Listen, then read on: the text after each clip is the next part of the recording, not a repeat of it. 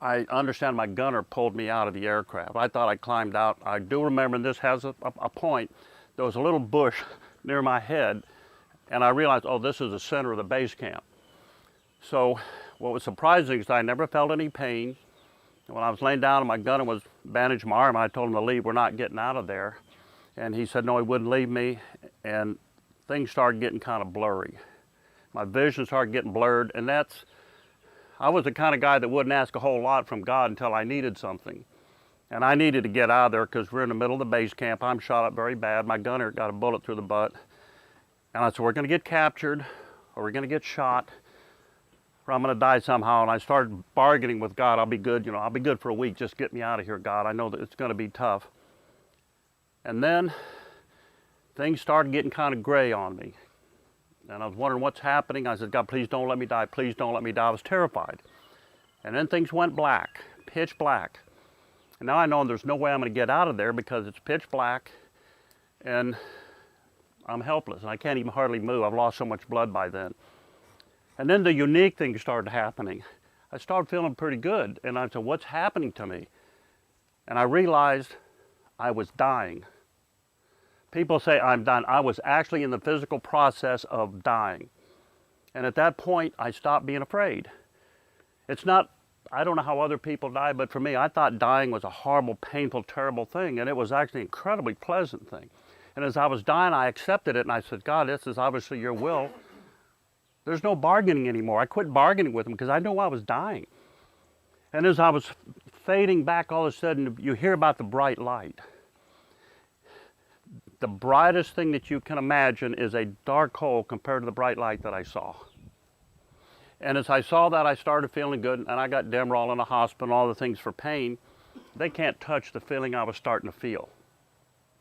And I'm laying there in this beautiful, bright light, which I described later as it wasn't, God is the light, but he's love. I try to imagine, is he energy? What exactly is God? One thing, he is literally made up of love. And I started feeling that love around me. And at one point I remember looking down, seeing my head's next to this bush, and it was years later before it dawned on me, you can't see your own head. So at that point I had that out-of-body experience, and all of a sudden I went back into this little speck. And the light's getting brighter and brighter, and I'm expanding out, and everything within this bubble was like my new life in heaven. And I expanded, I remember, into the roots, in the soil surrounding the roots of this little bush next to my head. And I could see every molecule of water and the nutrients and the cells inside the plant, from the inside, the outside, the top, the bottom. So I was 29 years old. I went to the doctor's dentist's office. They were using laughing gas at the time. I had never had a drink, never used drugs, never smoked, hardly ever took aspirin. I think my body just said, what is this? And I went into anaphylactic shock. So one minute I was in the dentist's chair, the next minute I was up on the ceiling looking down at this body. And as I looked at my 29-year-old body, I felt as though it was just a piece of clothing. I had a fondness for it. I knew it. I had used it well, but it was time to go to the Salvation Army. I wasn't connected to it. And I felt no fear, no pain, no anxiety. The dentist was kind of freaking out, and I was trying to talk to him from up there and say it was okay, but of course he didn't get it. As if that would help. And I had also within this, I had no sense of time. There was no anxiety. There was no sense of passing time. So I don't know how long I was up there in the corner. But the next thing I knew, it was as though I had turned around and I was going into a tunnel, and my mother, who had been dead for 15 years, was right at the tunnel. I can still see it. And she was beautiful and whole and vibrant and healthy, and she did not die that way. She was healed. And her arms were outstretched to me, and we communicated telepathically, so our mouths didn't move, but I thought, and she received, and she thought, and I heard. And I thought, I miss you. And what came back to me was, I know, as though her arms were around me. And I was not able to tell her I loved her before she died, and I said, I love you. And she said, I know. And my ego was not present, because my ego here would have said, I wanted to stay with my mother for years and years and years and tell her every single first date I had and my wedding and all about my child. The ego was not present because I knew from a soul level at that moment that she had always been with me. We had never been apart. I knew that. I still know that.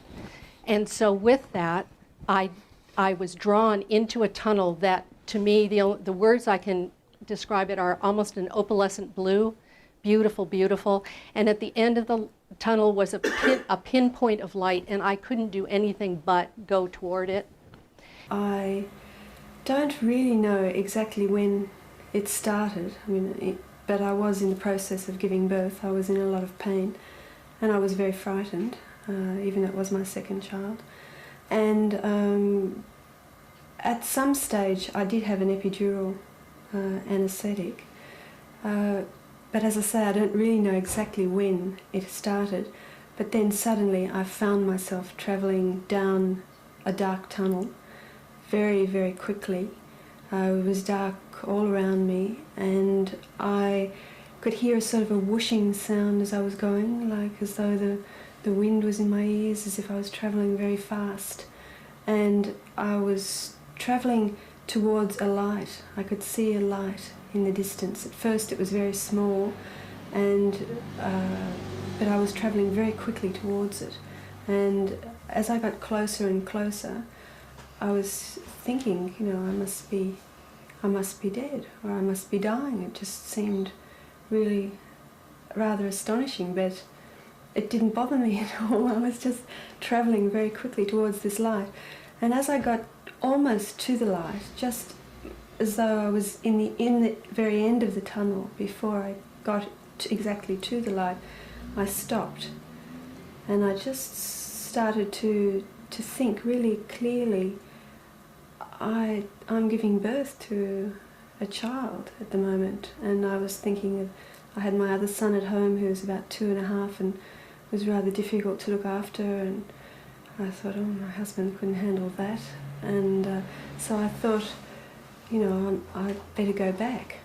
But then at the same time as going back for the children, I also knew absolutely that I'd go back for myself.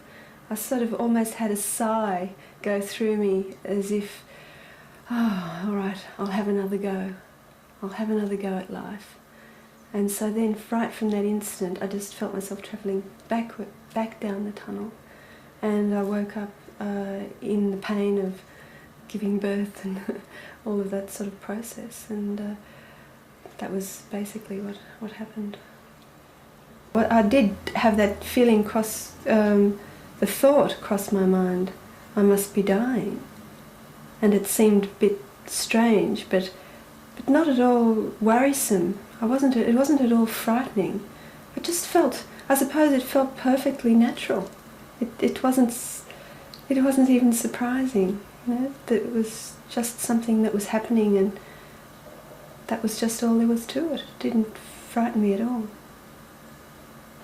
In fact, I suppose I could say it was very peaceful, because after coming from a situation where I was in a lot of fear and a lot of pain, suddenly it was very peaceful, and that would have been, I suppose, the overwhelming feeling of peace. And then it got to the point where I just became so heavy, so negative, that it was more or less like, I just don't want to live anymore. I don't want to be here. So I ended up consuming an entire bottle of painkillers. And that was when I had this near-death experience. So I can start there. Like when I took the bottle of painkillers, it took a little bit for it to kick in, but when it did, everything just started to go black on me. And then the next thing I remember is I'm now seeing myself from a different vantage point. So I'm more or less now looking down on myself. I know we hear the stories like people, they're looking down on themselves when we hear these. And that's absolutely what happened to me. I was just looking down on myself, like on my body. And there were paramedics working on me and doing things like that. I was in the ambulance. So whatever happened before, like when I took the pills, there was obviously a time where the paramedics had to be called and all these things had to take place. I'm thinking about 25 minutes where everything was just black. For me, it didn't seem like 25 minutes. It was like really instant, but it had to have been about 25 minutes. And so everything was black until that moment where I'm now staring down on myself in the ambulance. And this is where everything kind of began. This is the first thought I really had. The first idea was, oh, wow, like this is what it means to die. I was like, well, but I'm not dead. Like, so the idea of death for me immediately changed to, oh, we don't die at all. But I didn't really know. I didn't grow up with like a religious background about what would happen. Although I did have a fear of going to hell, just because of all the things I did while I was living. So that was one thing. But hell was definitely not something that I experienced when I died. Hell was more something that I experienced while I was living. Before, and I would say even after when I came back, it was more hell-like because I had to repay all the damage that I had done. This was another thing I learned about karma being a very real thing. Karma is not just a concept or a belief. For me, it was absolutely real. I had to feel what I did to others in some way, shape, or form. I had to give that back. I had to go through the pains and the emotions on other people that I may have put them through things. But going back to like being out of my body, and this idea that, oh, wow, this is what it means to die. It's just so odd because we're kind of here. So I was still here, but I was on a different, let's say a channel, a different bandwidth. I was beside this world, but the world still all looked the same, but I was no longer in time and space. I was outside of this slow process that we go through called time. And I was no longer within that. So everything was perceived from like one moment, and my life started to become a review. The biggest point I really want to make about crossing over to the other side, there is no other side. There is no death. It really is like stepping out of a movie and walking into the next room. Sort of like our life right now is the movie. So when you go to watch a movie in a movie theater, you're very much into the movie. You're very much into what you're watching. You actually even feel like you're there sometimes. You're experiencing it. And then when it ends, the lights come on and you get up and walk out with your friends. You're like, oh, that was really fun. What a great movie. And then you go on about your life. Life is sort of like that. It really is like stepping from one room to another. Or when you're dreaming and you wake up from a dream, you remember sort of, oh, I know I was asleep and I know I was dreaming. And then you wake up from your sleep and all of a sudden you're aware of life again. It's very much like that. So life is the dream in that story. And when you cross over, when you wake up back into your wholeness, it's like, oh, I remember that was a dream. Not really, that was your life. And then you're back into your oneness, your wholeness. And that place is nothing but love. There really is no negative, no anger, no fear, no hate. We create all that here in this life. I really just wanted to stress the point that when you cross over or when you die, it's not scary, it's love, it's beautiful, and it's easy. And no matter how gruesome or painful or horrific it seems on this side, you actually don't experience that once you're through the other side. You don't remember those parts, at least I didn't. My mind actually didn't recall any of that. I had no pain. It was all very, very easy and just really lovely. It was really beautiful. I remember thinking this was actually so nice. I really struggled with the decision to come back because it was so great there. Anyway, I hope that helps. This is just a little tidbit touching the very tip of a big iceberg of this topic for me, but I just wanted to record a little bit and see what came out. Anyway, I love you guys, and I look forward to posting more about my experience. Bye. And during this NDE, it was incredible. You know, my mind stopped, but I could still think. I mean, I could still talk to me. And I was like, gosh, this is amazing. In every meditation, I can't stop my mind. And I was in amazement, you know, I was in awe. I had no fear. I didn't think, oh, am I dead? No. You're so overwhelmed with an incredible feeling of comforting, unconditional love. You know, whatever you did during life, if you have lost a loved one, or if you are caring for people who are, for their life ends, don't be sad for their physical body to pass, but I can tell you that life is eternal. What I felt out there was so real. I'm glad I'm back, job undone, and for my children too. But that's the point. I didn't think of them. I didn't think of anyone. I had no thought, you know, those bills unpaid or those access code not given. There's no fear. It's just absolute unconditional love. And I just wanted to share that with you today, because if I can impact just one of you, it will be worth my time sharing. So feel beautiful, because you are. Because, you know, there's so many movies who are trying to tell us the real world, the reality. And we are light being, we are spirits in a physical body. I was working in the forest. I was cutting down a tree. I made a miscalculation, really grave error. And 5 seconds before the tree fell, I knew I was going to die. I just knew. And the tree just took off and hit me on the left side of the head, and I just went flying. What I noticed is that I didn't lose consciousness.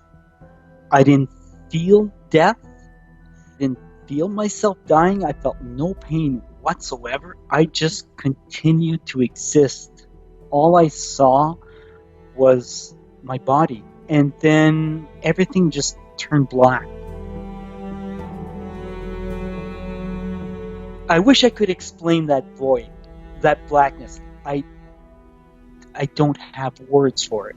Other NDEers say that it's a void. I mean, it's a total void. But at the same time, I started getting this overwhelming feeling of joy. Just pure bliss. It's just happiness. Oh. And then, right after that, followed love. That feeling of love. The profound love. It was just so vast. That was the greatest surprise in my world. I actually live on. I am consciousness. I live on. My body is nothing. It was nothing. It was just... In the moment, these are the words that came to me. It was just a piece of meat on the ground, and I'm sorry to put it that way. And my form, that's all it was. I remember seeing blood was out of the wound. Like, it was just like it was oozing out and oozing out. And I don't want to have anything to do with that anymore. It seemed like my consciousness was expanding and expanding and expanding. And what was opening up before me was galaxies. I'd see galaxies like pinpoints of light, and each one had a different shape, different size, and it was just opening up and opening up and opening up. And at one point I was overwhelmed. There was, I'll say, billions upon billions upon billions. I saw what, I'll use this term, the edge of the galaxy, but it's not an edge. There's not a barrier. There's not a defining point. What I saw was just, I'll say, potential. I don't have words. It's not something I can explain in terms of mass. It looked like light well, it was light and it was not light at the same time. So how do you define that? Like, it was potential of creation is all I can say. They put me on the stretcher, they put me in the ambulance, and that same firefighter who had been helping me was standing over my shoulders. And I remember opening my eyes and seeing the gray ceiling of the ambulance and this IV pole, and having that paramedic holding both of my shoulders, saying, "Michelle, stay with me, Michelle." And I remember thinking, I can't hang on anymore. This is it. I have to go. And so I went. And it was at first black, and then I was suddenly surrounded by this warm, beautiful light. And I did not go toward the light. I was a part of the light. Like, it was something that I had always been, and I knew in my heart that this is where I had come from, and this is where I now belonged. And it was the most beautiful, warm sensation. It reminded me of, like, when you wash your clothes and you take them out of the dryer and you just hold them to your chest and you're so comforted. That whole feeling just all around you, just totally beautiful. And all of a sudden I started to hear prayers. And at first they were the prayers of my loved one, being my mom, my family, being lifted up to God, asking for a miracle. And then I started to hear prayers in every language, what I believe every language, being lifted up to God, asking for hope and for healing and for everything that we pray for. Was sitting in the emergency room waiting, and I know the nurse said, "Here, if you need anything, push this button." And I sat on that bed and I was really struggling to breathe at one point. I thought about pushing the button, but because I grew up in the South Bronx and we're supposed to be these tough men, I said, no, I could manage this. I could get through this. I always do. I waited about 45 minutes. And when I finally pushed the button, the nurse came in and she just looked at me and she just hit the cold blue. That was the beginning of my experience of dying. And I had a series of emotions because I was suffocating, so it was kind of slow. I'll tell you what my first emotion was. When everybody ran into the room, my first emotion was shame. Just stripped me down so quickly that I just felt shame. After I had that sense of shame, I started to feel, what if this is real? What if something's really happening here? And what's going to happen to my family? Because I never expected anything like this, so you're totally unprepared, and I'm thinking, how are they going to manage?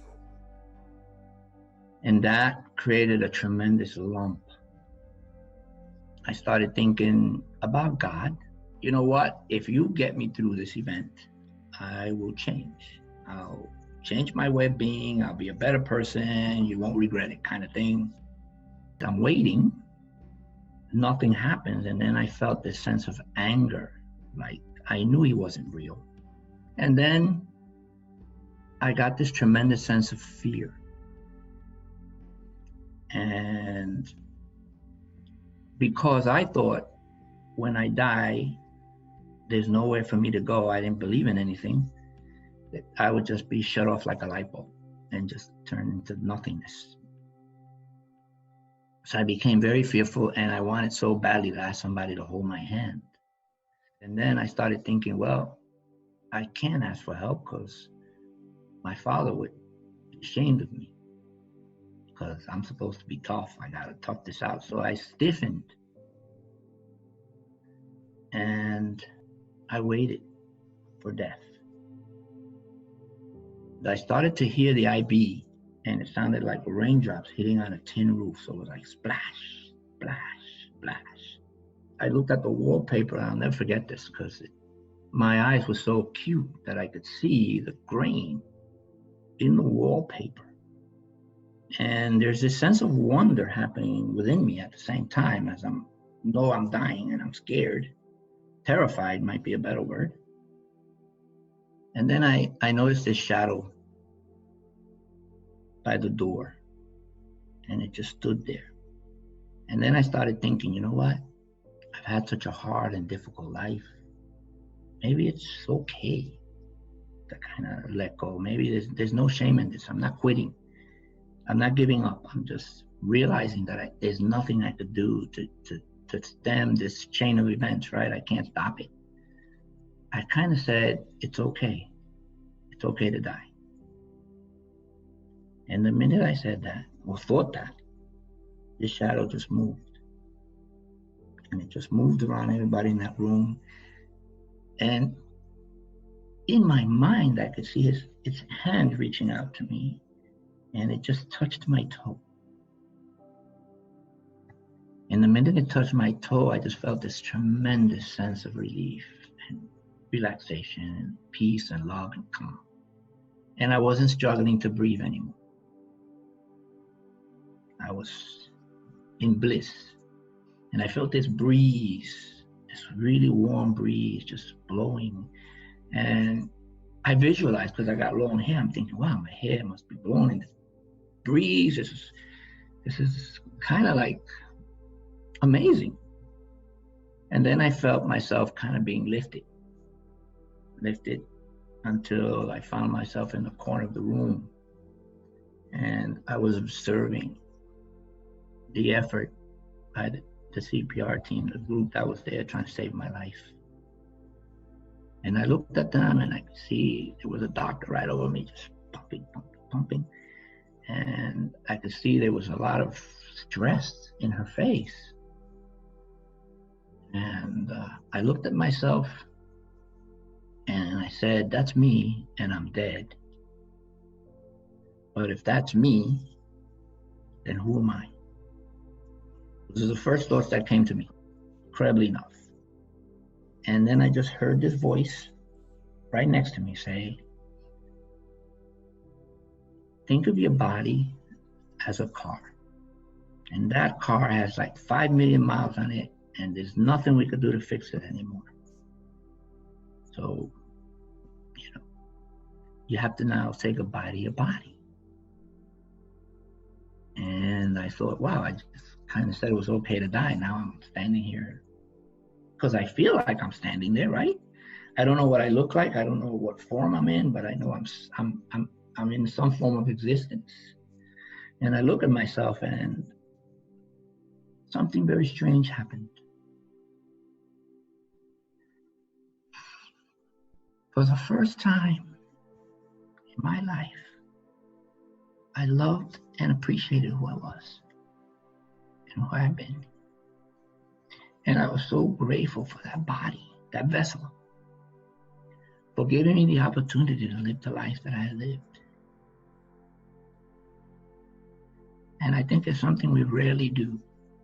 Take that 1 second to say, I'm not flawed. I'm the way I'm supposed to be, because we're always looking for what's wrong with us. We never really appreciate what we have that's good about us.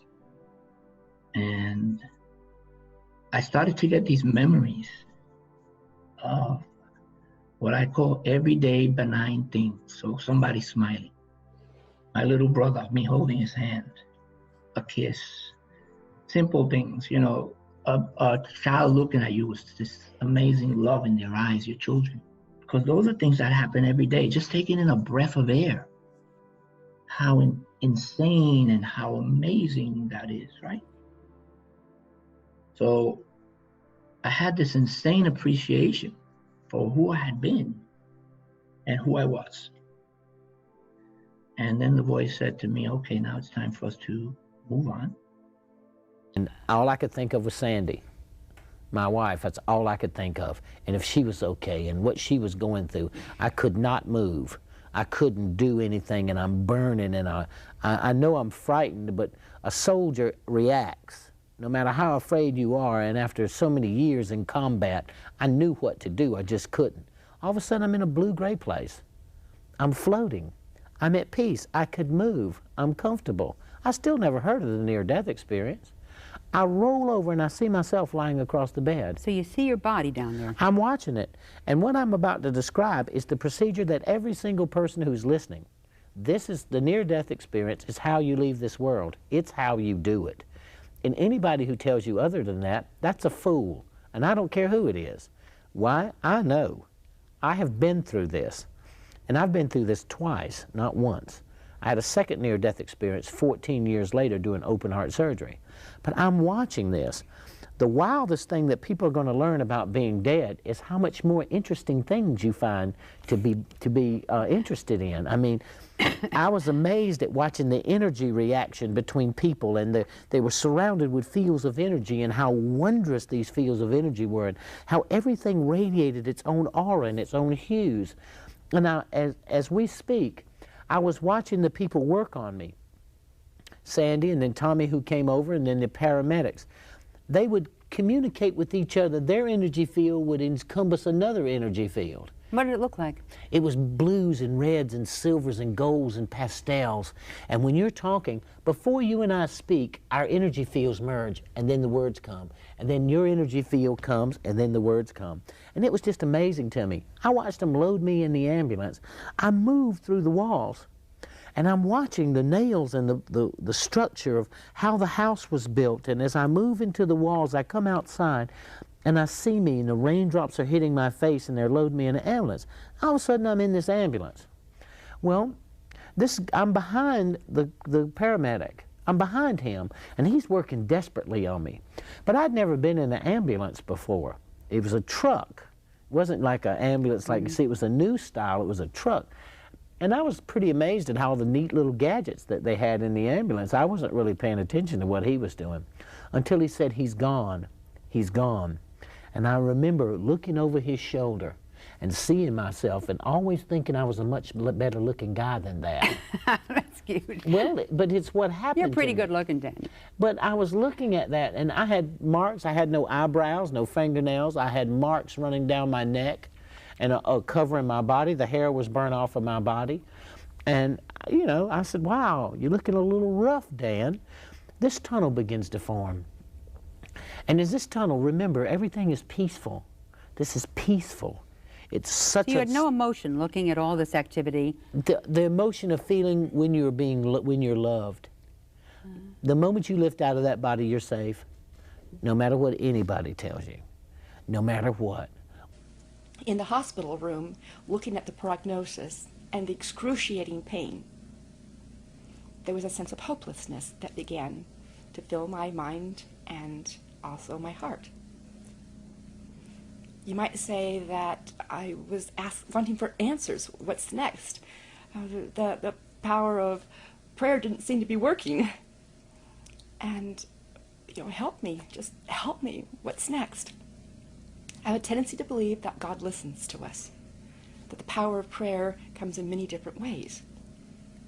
What happened in the hospital room on this particular evening, in this true sense of hopelessness, a presence entered the room. I could feel this loving presence. I've heard other people say this in a sense of watching people who are near death or dying, people who are observers, that they can see the individual in the bed lighten up or sit up suddenly or shout out a person's name or something like that. It would be the same analogy. A presence entered, a very loving presence. Maybe you might call it an angel. But it did have a sense of love. Actually, it started in the upper right-hand corner of the room. And it started to come forward. I couldn't see anything, but definitely could feel it. It started to permeate the room. The sense of being in this dimension and another dimension of openness and love. And the presence, as it filled the room, started to comfort me in telepathy. And basically it was, if you want to let go, it will be okay. There was definitely a sense of there would be a transition. It wasn't a sense of an instantaneous feeling. The presence continued to grow. and get stronger and more loving, to the point in my mind, my heart, my soul, my being felt very safe and comforted. That sense that I would be lifted and alive. And when that fully permeated my sense of Jessica, but also feeling secure in this love, in telepathy, I said, yes. Then instantly, at that point, I was in a completely different realm, instantaneously.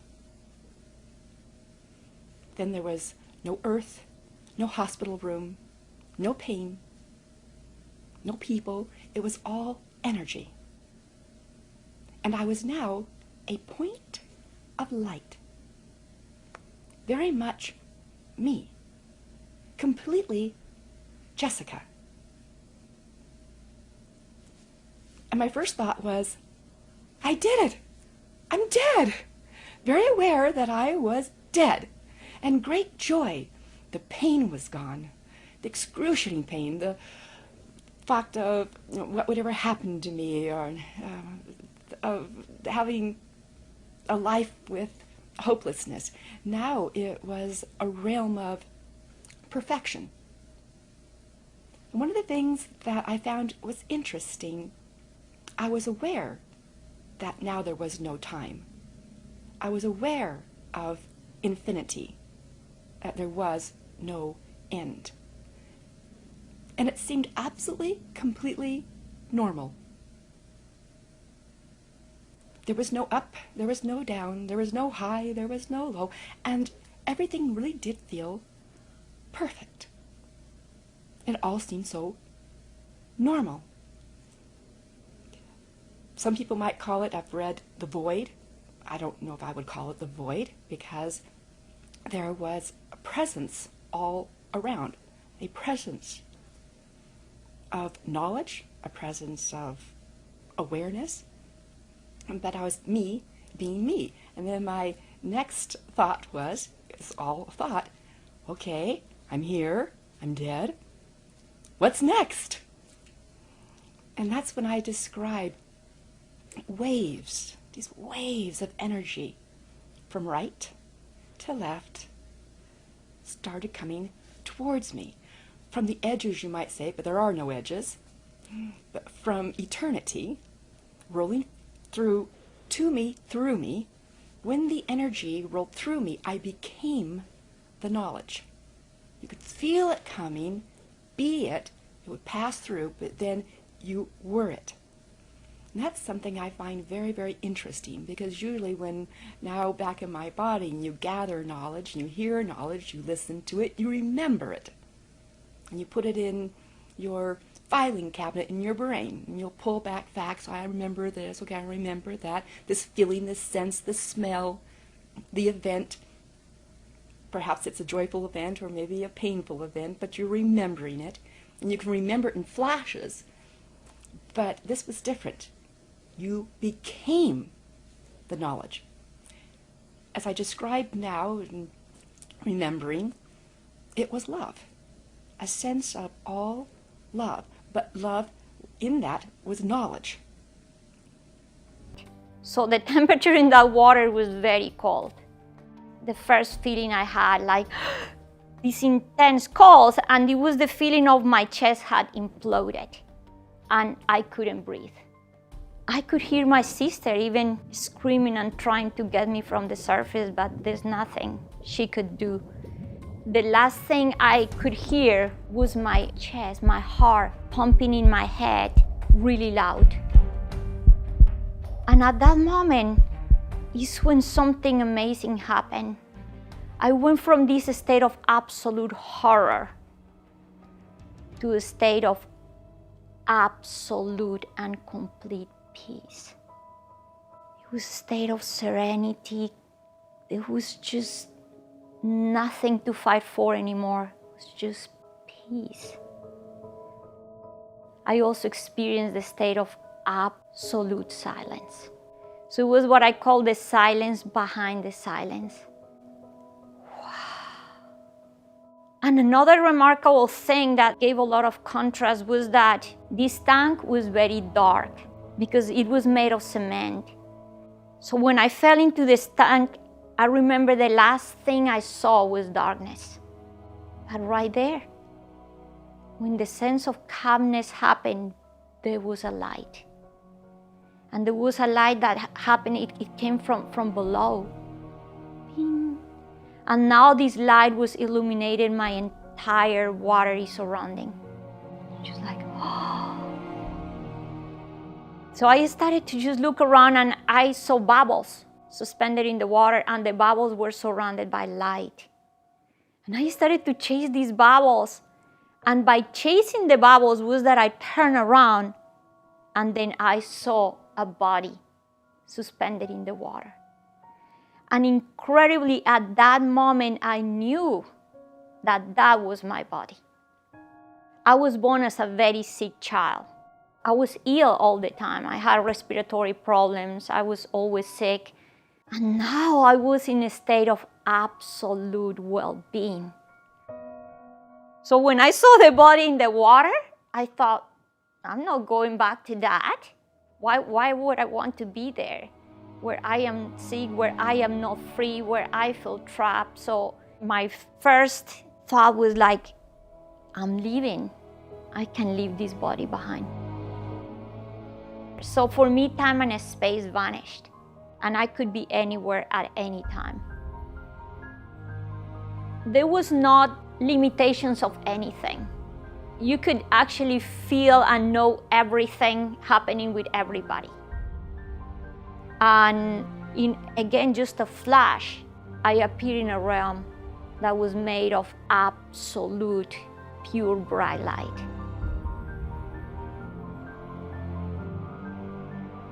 And this is what makes this extremely hard to forget, and is that for the first time in these 3 years of my life, I felt that I was home. So it was the sense of like, oh, I'm finally home. Actually, this experience was more real than this reality. And I felt that I was being welcomed. The first thing I was aware of later on was looking up and seeing the surgeon and hearing him say, "Pity you were too late, chaps." And he took off his mask and went off. And I was a bit concerned because I had all my faculties were still there. And then I became aware that I wasn't looking at the surgeon from the operating table, but I was way above looking down, and he was chatting and they were closing the place up and putting lights out and all that sort of thing. And I had this incredible experience of moving up into a misty sort of area and then becoming aware that I was in a tunnel. And it was totally peaceful. It was a place of absolute compassion, of understanding, of no coercion to do anything at all. If you're afraid of dying, read other people's accounts of near-death experiences. That really helps. I mean, we've done this in the research. We've had people that fear death read accounts of near-death experiences, and it sinks in. In fact, even Ken and Bruce say that the research has changed them as much as it's changed us. So read about it. Don't be afraid of it. Read about it. I've helped a lot of people die. I've sat with at least 50 to 75 people and helped them through. I certainly dread the pain if it's going to be something long-term that takes me, but I certainly don't dread the leaving. I look forward to it. I know that I can just focus on my sense of God and love, and everything will be fine. I just don't want to have the pain leading up to it. But I'm definitely, whenever it happens, ready to go.